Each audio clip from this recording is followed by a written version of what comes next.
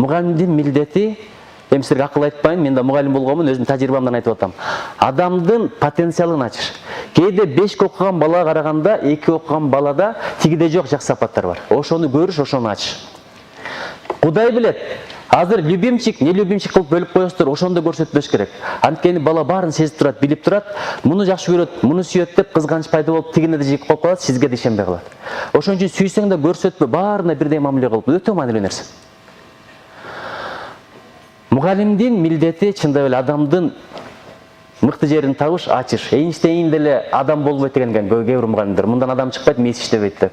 Эң тарыхтагы ийгиликтүү бизнесмен, илимпоздордун бири ким эле жанагы? Апасынан кат келген. Свет ойлоп тапкан. Томас Эдисон. Ошондо айткан экен, адам болбойт, буну өзүң эле окутуп ал, бизге жарабайт бул депчи. Бул бир, экинчиден билбейсиң, келечекте сен кимден сый урмат көрөсүң? 2 алган баладанбы же 5 алган баладанбы? 5 деп жүрүп адам өзүмчүл болуп калат, текебер болуп калат, кийин ошол текебердигин сага да көрсөтөт. Көрмөксөн болуп, билмексен болуп, кабар албай, учурашпай, бирөө 2 алган балаң ошондон сый урмат көрүшүң мүмкүн. Эжеге жеткизип коюн, кызматыңызды кылып коюн, батаңызды берип коюңуз, саламатсызбы деп. Ошон үчүн азыр бөлбөгүлө, ставка койбогула, Кудай таала билет. Кимден жакшылык көрөсүң, ким олия болот, ким аалым болот, ким ийгиликтүү болот. Балким сен эң жакшы көргөн окуучуң, эң жаман көргөн окуучуңдун колундагы бир акыркы кызматкер болоттур. Келечекте эч ким билбейт, бул да кайып нерсе. Ошон үчүн адилеттүүлүк бул өтө маанилүү нерсе. Сиздерден суранат элем, ушу балдардын потенциалын ачыңыздар. Аларды 2 коем, эшексиң, чочкосуң деп ачуу менен айтып алабыз, бирок бар мүмкүнчүлүгүн жаап коюп атабыз. Мен да мугалим болгом, бир окуя эсиме түшүп кетти. Бизде бир бала бар эле, атынан бери эсимде бар. Дайыма кол көтөрүшөт, адамдарды сурайм, окуучуларды, студенттеримди. Юрфакта мугалим болгомун, 5 коем, 4 коем, көңүлүн көтөрүшкө аракет кылам. Анан бир бала бар, такыр унчукпайт. Анан акырын бир күнү ушундай ыңгайын келтирип туруп, жакшынакай тургузуп туруп, ал ооба дей турган эле бир суроо бердим. Ушундай болобу десем, ооба деди. Мындай болобу десем, жок деди. Мен пас берип атам. Анан мындай кандай болот десем, бир сөздү айтты. Акырын келип туруп журналды бир бааны койдум да ошо балага. Билесиздерби, жаап коюп, мугалим журналды алып чыгып кетет. Мен таштап кеттим ошол күнү. Сен апарып кой деп. Сен журнал таштап кеткенден кийинки студенттердин биринчи аракети эмне болот? Келет дагы өздөрүнүн бааларын көрөт. Атса эле баягы баланын тушунда 5 турат, элестетип көргүлө. Ооздору ачылып, анан кийинки сабакта ушундай кылып баягынын көңүлүн көтөрүп туруп, бирдеке сурасам, 2-3 сөздү айтты. 3-үнчү сабакта биринчи жолу кол көтөрдү. Андан кийинки ушу ар бир аракет кылган сайын 5ти кое бердим, 5тер тизилип калды. Өмүрүндө байкуш 5 көргөн эмес экен ал. Баягы 5ти көргөндө шалкасынан кетебиз деп барып, өңүмбү түшүмбү деп ушунчалык агаймага ишенип атат. Агай мен деле адам экенмин деген сезим келип, сабакты жакшы окуган, бир жерде барсам, ГРСте бир жакшы кызматта иштейт экен ошо бала.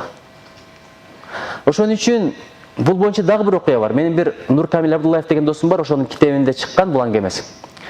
Эшиктен кирет, ар бир класста байкасаңыздар, бирден бала болот, ошону тандап алышат, ошону маскаралаш үчүн, мазакташ үчүн. Байкасаңыздар, бүт класс ошону мазактайт, ошону маскаралайт. Ошонун үстүнөн күлүшөт, телпектейт, тебелешет, талпактай тапташат, ошондон ырахат алышат. Бул баланын табияты ошондой, адамдын табияты ошондой. Чоңойгон биз деле кээде бирөөнү какшыктайбыз. Какшыктаган, шылдыңдаган, киши өлтүргөндөй, зина кылгандай, процентке акча бергендей чоң күнөө бирөөнү какшыктабаш керек. Алла Таала кадырзат, кааласа алмаштырып коюшу мүмкүн. Анын ордуна сени коюп, сенин ордуңа аны коюп коюшу мүмкүн. Эч кеп эмес. Анан бир бала турат дейт. Ошол бир баланы адамдар, классташтары мазактаган билбейт экен. Капысынан эле мугалим тур сен жооп бер десе, тиги акырын турса, дуу күлүп ишти дейт бардыгычы. Бул эки алар, бул сүйлөбөйт, бундан сөз чыкпайт. Агай бекер эле тургуздуңуз. Бул өмүрүндө бир 3 алган эмес, бүт эки алар.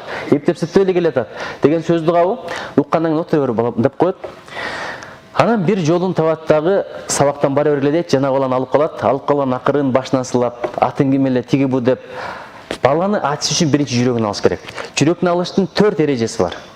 Бул мен айткан нерсе эмес, алдындар айткан нерсе, эстеп калыңыздар, болсо жазып алсаңыздар да болот.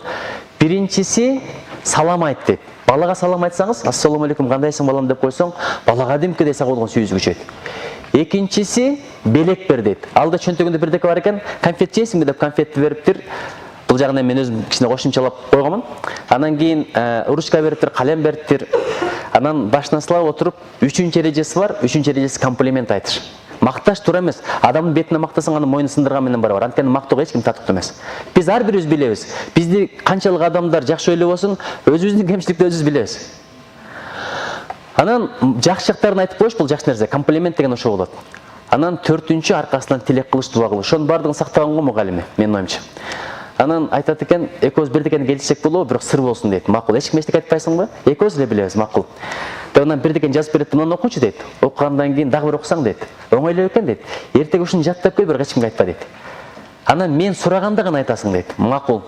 Кетет, келет, эртеси жаңы тема, ким билет, эч ким билбейт. Андан сурайт, мындан сурайт. Анан баягы баланы тургузса дагы дуу күлүп ет. Тиги бала акырын жооп берип коюп атпайбы? Ооздорун ачып калышат классташтар. Кийинки жолу дагы татаалыраак тапшырманы кудум ошентип туруп тапшырат. Эч ким жооп бере албайт, баягы бала жооп берет. Ошентип отуруп 3-жүдөн баштап өзү кол көтөрө баштайт. Аракеттене баштайт. Бара-бара ошол бала класстын алды болуп, мектептин алды болуп, кийин профессор, докторун алып болгон экен. Ошон үчүн баланы мактаңыздар, эки коп коюш оңой эле, урушканын учу.